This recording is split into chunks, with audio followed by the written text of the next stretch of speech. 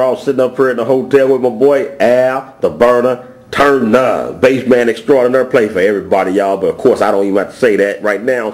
He in town with KEM. You know who KEM is?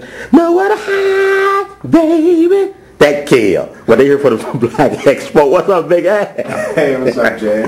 What's going on, Al? It's great to see you again, man. Oh, man. Same here, man. Yeah, it's always good to be in St. Louis. St. Louis. Yeah. All right, let's get on to the conversation. Last time you were here, we spoke. You said, man, cats need to know how to read and write music. And now I finally get it after the 2 or 3 years that you told me that it opened up doors that not reading and writing won't open up to you. Certainly. I mean, it's just like, think of it as if you could not read just a regular newspaper. Just think how lost you would be. Right. Or illiterate. Okay. And it's the same thing in the music industry. It just makes you more valuable. You're able to understand more. You're able to do more. I mean, it's just like anything else. If you couldn't count, you wouldn't be able to count your money. You know, it's just a basic fundamental skill that every musician should have, you know. So what musicians that cannot read or write, I know it would be a pitfall for them, but do musicians that can read and write look at them as non-musicians? No, and I'm not trying to look down on anyone, because there's a lot of great musicians who do not read music. Right. Music is a gift, and you just have some great gifted musicians who don't read music. And you know, if you're doing your own thing, you have your own band, solo artist or whatever, and you don't need to read music, then you're not going to, you know, make that a priority. But if you want to, you know, just become more versatile, you know, work with other people in recording studios, but that whole scene has even changed, you know. But I strongly suggest that if you want to become a better musician, you know, you should learn how to read, you know, even if you don't use it all the time. It's a great asset, you know. You just become more versatile, like I said. Right. You know, you can pick up any kind of music and say, okay, you get ideas from it, because it's about building a vocabulary. You know, some people do it from learning records, putting records on, but that's just another way of doing it, you know.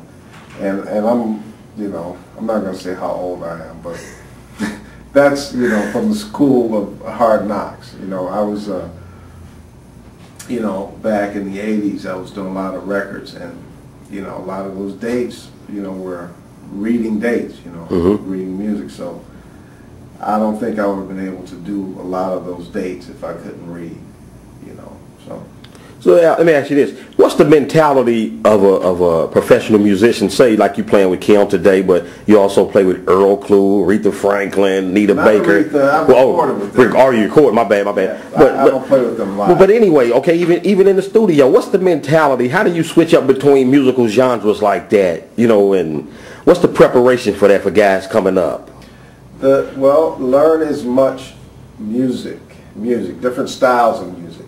I grew up listening to Aretha Franklin and the Motown stuff, and then, you know, jazz and everything. So it's again vocabulary, being as versatile as you can, you know, and respecting whatever music that you're playing. You know, you have to learn to, you know, play in the pocket if you need to play in the pocket.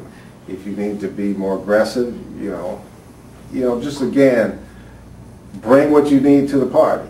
You know, if somebody says, I'm having a party and I want you to bring chips, don't bring pretzels, you know what I mean?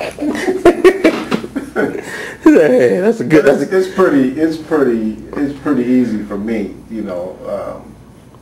I try not to force things. You know, a lot of people try to force things, and, you know, I mean, I've been blessed in that I've been able to work in a lot of different situations, you know, record with a lot of different people. But working with KEM is great, man. I mean, it's, you know, he lets me basically do my thing, you know, within his music, and I really enjoy it, man. We have a great time. We're working on a new record. This is his 3rd record, and it's some good stuff, really good stuff. Now, when you guys, let's say you go in the studio, you come up with new records, are the bass concepts already there, or is it up to you to come up with them? No, and a great instance is Find Your Way on KEM album 2. we were in the studio, and you know, we had recorded the song a different way, basically. And we were just taking a break, kind of. I was fooling around playing the bass line, which is the song, and it was like, wow. He said, "That's it." Mm-hmm. That simple. Heard it, and it was that simple. I was like, "Oh, he'll never use this on the record." So do you find that like the simplest of concepts that come to you work, as opposed to something more complicated? You got to sit down and really go through the theoretical part. Because a lot of times it's about how does it feel. Mm-hmm. You know, music makes you feel a certain way. And as soon as he heard me play that, he was like excited about it. He's like, "Yeah, that's it." And I mean, that's the song. You know what I mean? You listen to it, and as soon as it comes on, it's, you know, it's like, damn, you know, I like that. Yeah. You know, it's a great song. I like it too. Oh yeah. Now, like a lot of young cats always hit me up on YouTube and Facebook when they talk about you, especially your Detroit connection. Everybody know who you are. Wow, everybody? Well, you know, you know what I mean. Yeah. But you know, a little Brandon and Ben, guys I was telling you about today who hit me up, say to tell you what's up. Yeah. But when you was growing up, who were some of your major influences that you was just like, wow? James. Number one. He's the only one for me. Why is that? I was attracted to bass very early on, and I had the opportunity, growing up in Detroit in the 60s, to see a lot of the Motown acts and you know, firsthand be right there, you know, when it was going down. But there's something that really captured my attention, his aggressive style of bass playing, but still being in the pocket, if you will. Mm-hmm. You know, they're like bass concertos to me. But he just had a thing, man, that just made the songs to me, you know. That's it for me, you know. I mean, there's a lot of other players that I listen to, a lot of great bass players, but if you said one guy, he's the guy for me. Yeah. Now, speaking of studio, what about your own project? How's everything coming out? Everything's good. Moving, my record Moving did pretty good. Yeah. You know, it's still out there. I'm working on a new record right now. This is the first song. I would play it for you, but it's top secret right now. I'll let you hear it after. Yeah. But let me ask you this, Al. So, like, when it first hit you, said, "Man, I'm going to do a CD," and you know you put 11, 12 tracks on a CD. How long does it take to formulate opinions on the direction you want to go, the styles you want to play, that type of thing? I don't really think about it so much as opposed to letting it happen. Mm-hmm. If I get an idea, I try to put it down and try to develop it.